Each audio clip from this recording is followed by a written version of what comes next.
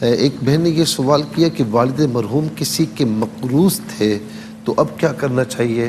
اب دیکھیں، جب کوئی خدا نخواستہ انتقال کر جائے تو اس کے وراثت کو تقسیم کرنے سے پہلے 3 چیزیں دیکھی جاتی ہیں۔ نمبر 1 کہ اس کے کفن دفن کے اخراجات اگر چاہیں تو مرحوم کے مال سے لیا جا سکتا ہے، سوئم کا، 40ویں کا، 10ویں کا نہیں، صرف کفن دفن کے جو ایک معمول کے اخراجات ہیں۔ دوسرا یہ دیکھا جاتا ہے کہ اس نے کہیں قرض لیا ہے تو اس کے مال سے قرض دیا جائے۔ تیسرا یہ دیکھا جاتا ہے کہ اس نے کوئی وصیت کی ہے تو اس کی 1/3 وصیت پر عمل کیا جائے۔ تو وصیت سے قرض کو مقدم کیا گیا ہے کہ قرض مقدم ہے۔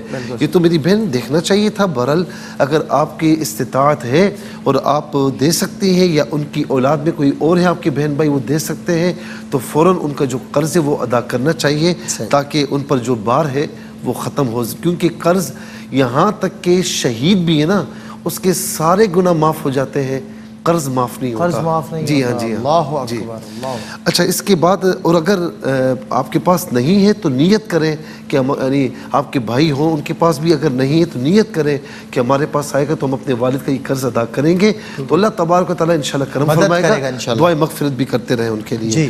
صدقہ فطر کے رقم سے کپڑے خرید کر دے سکتے ہیں یا نہیں؟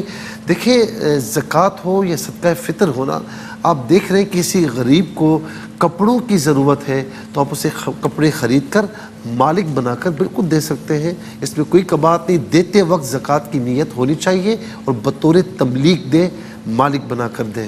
اور اس کے بعد جو ہے وہ ایک سوال یہ ہوا کہ مختلف فقیر ہوتے ہیں، مستحق ہوں یا نہ ہوں میں دے دیتا ہوں۔ دیکھیں، آج کل جو ایک ٹرینڈ چلا ہوا ہے نا کہ ہر سگنل پر آپ کھڑے کسی سگنل پہ کھڑے ہو جائے ایک دم ہجوم آ جاتا ہے۔ اسی طریقے سے کسی ریسٹورنٹ میں جائیں، کہیں پر کسی کام سے جائیں، پمپ پر جائیں، تو ہر جگہ پر یہ آپ کو جمگھٹا پورا گروہ در گروہ نظر آ جائے گا۔ سب گھر سے نکلنا رمضان میں مشکل ہوا۔ ایک کو دیں، وہ جا کر پتہ نہیں کیسی کانا پھوسی کرتا ہے کہ وہ سارا گروہ آ جاتا ہے۔ چلو بھائی دو ایک جگہ اور نہ دو تو آپ کی گاڑی پر ہاتھ ماریں گے، یہ کریں گے۔ یہ ہے پیشہ ور، ان کو دینا بالکل جائز نہیں ہے۔ بالکل صحیح، یہ پیشہ ور ہے۔ یہ بعضوں کے پاس اتنا پیسہ سلمان بھائی آپ کے پاس بھی نہیں ہوگا۔ بالکل صحیح کہہ رہے ہیں آپ، صحیح اتنی گاڑیاں ہوتی ہیں ان کے پاس۔ تو بہرحال پیشہ ور کو بالکل نہیں دینا چاہیے۔ اس کے علاوہ جو بھی ہو کوئی مستحق ہے تو اس کو بالکل دینا چاہیے۔ ہاں، اب مستحق ہے اور واقعی ہے، اب آپ کا پتہ کرنا اور صدقہ نافلہ ہے، آپ کا پتہ کرنا کہ یار اس کو ضرورت ہے یا نہیں ہے، تو بہرحال صدقہ نافلہ میں اتنی ضرورت نہیں ہوتی، آپ دے دیا کریں، ٹھیک ہے نا، جو مانگنے کے لیے سائلین میں سے جو بھی ہے۔ صدقہ واجبہ جو ہوتا ہے تو اس میں دیکھا جائے گا، یعنی زکوٰۃ ہے، کفارہ وغیرہ، اس میں دیکھا جاتا ہے کہ جی آیا یہ شریف فقیر ہے یا نہیں ہے۔ اچھا صاحب، پیشہ وروں کا تو مکمل بائیکاٹ ہونا چاہیے۔ بالکل ہمارا بائیکاٹ ہے، کیونکہ اس کی وجہ سے ان کی تعداد بڑھتی جا رہی ہے اور یہ کلچر پرموٹ ہو رہا ہے۔ اچھا، اس کا مطلب یہ نہیں کہ اب لڑنا شروع کر دیں، میں نہیں دے رہا، یہ وہ ایسا بالکل نہیں کرنا۔ اب بھائی اللہ معاف کرے، اب جائیں ادھر سے، اللہ معاف کرے آپ کو، ٹھیک ہے۔ اچھا، اس کے بعد ایک سوال یہ ہوا کہ والد مرحوم کی گناہ اپنے نامہ اعمال میں لینے کی دعا کرنا، انہوں نے جو نمازیں نہیں پڑھی تو اپنے میری بہن کوئی بھی اگر اولاد یہ تمنا رکھتی ہے پہلے اپنے آپ کو تو سنبھالیں۔ آپ کی نیکی اتنی زیادہ ہے اور اس گناہ کو ہلکا لے رہے ہیں، اور یہ اس گناہ کو اتنا ہلکا لیا جا رہا ہے کہ میں فلاں کے گناہ اپنے سر لے لوں۔ اچھا، بہت سی مائیں ایسی ہوتی ہیں بیٹے پر تکلیف آئے، بچے پر، اس کی تکلیف مجھ پر آ جائے، اور بھائی یہ دعا کریں کہ اللہ تعالیٰ اس کی تکلیف دور فرما دے، اس کا بخار مجھ پر آ جائے۔ ارے یہ کیا بات ہو گئی؟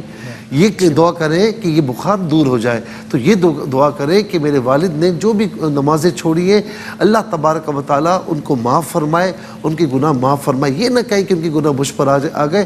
اور نمازوں کا اگر آپ کے جتنی نمازیں چھوڑی ہیں، اگر آپ کی طاقت ہے، استطاعت ہے، اولاد میں سے کسی کی بھی، تو اس کا فدیہ ادا کر دیں تو یہ زیادہ بہتر ہوگا۔ اس کے بعد ایک سوال یہ ہوا کہ ہمارے بھائی برتن کی دکان پر 50 سال انہوں نے کام کیا، کوئی ویلیو نہیں ہے اور اب وہ نکال رہے ہیں۔ بہرحال 50 سال انہوں نے دیے ہیں تو اب 50 سال اپنی زندگی کے دیے ہیں تو مالکان کو، اونرز کو خیال رکھنا چاہیے اور ان کی جو ہے نا، میں سمجھتا ہوں کہ ان کی دلجوئی کرنی چاہیے۔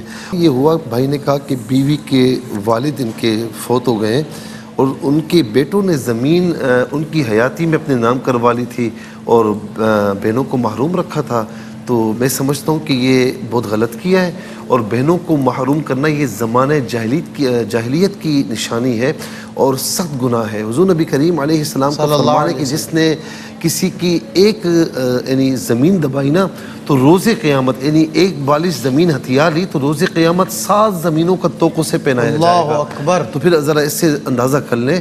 تو بہرحال ان کو توبہ کرنی چاہیے اور اس طریقے سے نہیں کرنا چاہیے, جس کا جو حق ہے اسے دینا چاہیے. ایک بار کہتے ہیں بہن کہتی ہیں کہ ان کی بھانجی نے روزوں کی منت مانی تھی کہ بچہ ہوگا تو میں روزے رکھوں گی, اور 6 مہینے کے روزوں کی منت. دیکھیں تو صحیح, منت 6 مہینے کے روزوں کی.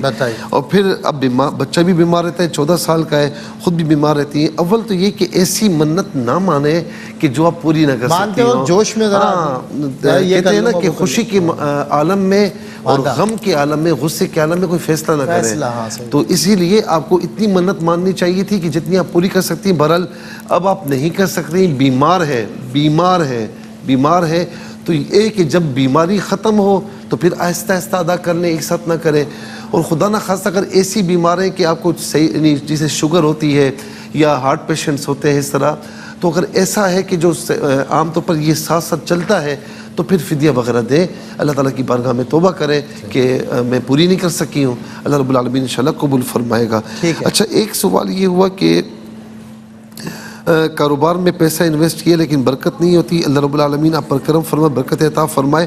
استغفر اللہ ربی من کل ذنب واتوب الیہ, ہر نماز کے بعد 11 مرتبہ ولاختی درود شریف کے ساتھ پڑھ لیا کریں. قسطوں کا کام فی نفسی ہی بالکل جائز ہے. قسطوں کا کام یہ ہوتا ہے کہ یہ موبائل ہے, آپ میرے پاس خریدنے کے لیے آئے, یہ مثال کے طور پر 1,00,000 روپے کا ہے. آپ نے کہا مفتی صاحب 1,00,000 روپے میرے پاس نہیں ہے, 50,000 ہے, باقی میں مہینہ کر کے دے دوں گا 1 سال کی پیمنٹ میں. اب میں نے 50,000 آپ سے لیے, باقی 50,000 مہینہ کر کے لے رہا ہوں. ہاں, اب یہاں پر میں نے کہا کہ بھئی 1,00,000 روپے کا, لیکن میں آپ کو ادھار میں 1,25,00,000 میں دوں گا یا 1,50,000 میں دوں گا. یہ بالکل ٹھیک ہے, اس میں کوئی شریک کا بات نہیں ہے. اب آپ 2 سال میں, 3 سال میں پیمنٹ کر دیں, کوئی مسئلہ نہیں ہے. ہاں, یہ غلط ہے کہ کسی مہینے اگر آپ نے پیمنٹ نہیں کی تو میں آپ سے پینلٹی لوں, یہ غلط ہے. بالکل صحیح, اچھا ہوا. اس کے بعد جو ہے وہ بہن نے کہا کہ سسر قرآن بھی نہیں پڑھتے, نہ پڑھے ہوئے, نماز بھی نہیں پڑھتے, دنوں تک جو ہے وہ کپڑے وہی پہنے ہوئے ہوتے ہیں. اللہ رب العالمین کرم فرمائے, ان کے لیے دعا کر سکتے ہیں. اب یہ کہتے ہیں کہ میری بچے جو ہیں ان کے پاس جاتے ہیں تو وہ بدبو وغیرہ, بہرحال میں اب اس پہ روک تو نہیں سکتا ہوں کہ بچے نہ جائیں. تو بہرحال یہ ہے کہ بچے تو جائیں گے, وہ دادا ہے, بس اللہ تعالیٰ ان کو توفیق دے کہ وہ صفائی کا احترام کرے, بچے پورا احترام کریں گے. بالکل صحیح. اچھا, نماز میں وہم ہوتا ہے کہ سجدہ سہو, وہم سے کچھ بھی نہیں ہوتا. جب تک آپ کو یقین نہ ہو کہ میری یہ چیز چھوٹی ہے, واجب چھوٹی ہے, تو تب تک جو ہے وہ سجدہ سہو نہیں ہوگا. لیکن وہم اگر ہوتا ہے تو اس کو جھٹکتے ہو, نماز سے پہلے لا حول ولا قوت الا باللہ العلی العظیم پڑھے.